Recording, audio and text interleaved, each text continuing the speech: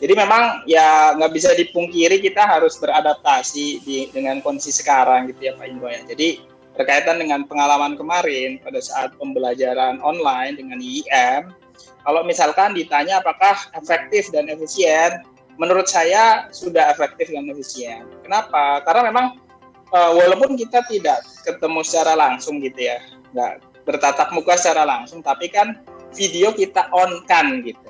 Sehingga feels-nya itu tetap dapat gitu ya. Jadi dalam konteks tersebut menurut saya sih tidak jauh berbeda dengan pada saat pembelajaran yang dilakukan secara tatap muka langsung. Baik. Nah, kemudian dari sisi fleksibilitas, justru dengan pembelajaran online itu jauh lebih fleksibel dibandingkan kita tatap muka langsung ya Pak ya. Karena kita tidak perlu datang ke suatu tempat berkumpul, kita cukup di rumah masing-masing, kemudian atau di kantor masing-masing, tapi secara materi kita tetap dapat, kemudian justru fleksibilitas bisa kita sesuaikan dengan waktu dan tempat masing-masing sih Pak. Itu Pak. Ya kalau dari sisi efisien sih cukup efisien gitu ya, terutama berkaitan dengan timingnya, waktunya, kita juga pilih waktunya adalah waktu-waktu yang kira-kira cukup pas gitu ya, tidak terlalu lama, tidak terlalu sedikit gitu, sehingga disesuaikan lah Pak. Gitu.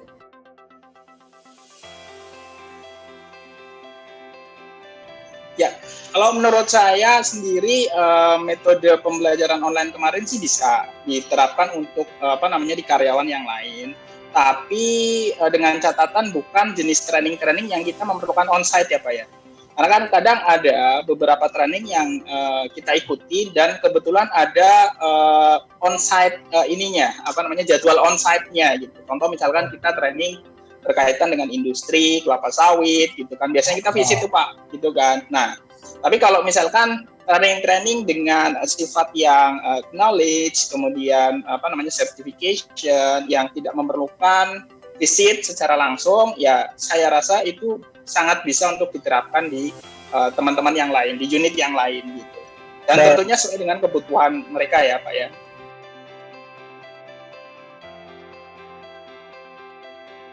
Ya, kalau saya pribadi sih sangat bisa dimengerti lah intinya gitu. Training yang kemarin dibawakan oleh Pak Oni, kemudian dibawakan oleh Pak Tanto, karena memang justru ekspektasi dari kami adalah materinya itu. Karena kan sebelumnya kita berdiskusi dengan kira-kira materi apa sih ya yang akan dibawakan, dan tentunya akan sesuai dengan ekspektasi kita, sesuai dengan kebutuhan kita yang objektifnya memang biar bisa dicerna atau diterima dengan baik. Gitu. Termasuk juga adalah pada saat kita memilih untuk peserta yang ikut juga nih Pak Ingo. Gitu. Jadi walaupun ada beberapa teman-teman yang di luar kredit, tetapi materinya problem loan management, tetapi teman-teman ini adalah memang teman-teman yang yang sangat senior. Kemudian juga majority adalah memang di manajemen auditnya sendiri gitu ya. Jadi saya harap saya pikir teman-teman yang lain juga bisa mencerna dengan baik juga sih Pak Oni. Kalau dari tim kita kredit audit sih ibaratnya nggak perlu ditanya lah ya. Kita pasti cerna dengan baik tuh Pak Oni.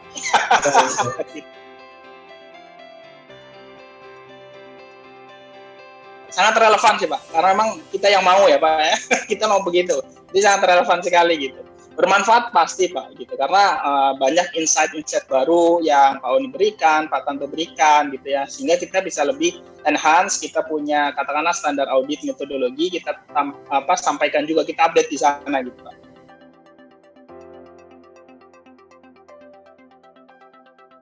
Kalau durasinya sih saya rasa pas Pak, pas gitu ya. Jadi kita juga mengconsider bahwa training ini dilaksanakan secara online, sehingga kita menatap layar laptop ataupun handphone. Kalau misalkan terlalu lama itu pasti akan capek, mata akan lelah, sehingga nanti secara penyerapan materi pasti saya yakin berangsur-angsur akan mulai turun. Sehingga pada saat kemarin kita arrange di 4 jam, menurut saya sih waktu yang sangat ideal gitu ya, pas gitu. Kemudian juga di sela-selanya juga kita ada break gitu kan, sehingga bisa mata nggak terlalu lelah. Jadi intinya waktu kemarin 4 jam saya rasa pas sekali sih.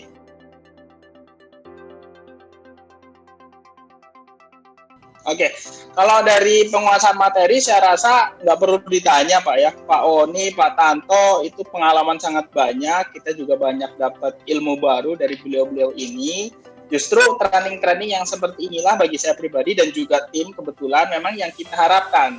Jadi tidak hanya textbook, tetapi adalah pengalaman, experience dari instructor yang bisa kita ambil gitu. Kita kita ambil manfaatnya, pengalamannya untuk peningkatan pengalaman kita juga di lapangan, Pak, gitu. Jadi kami sangat puas sih, Pak, dengan instruktur dari IM kemarin sih, Pak.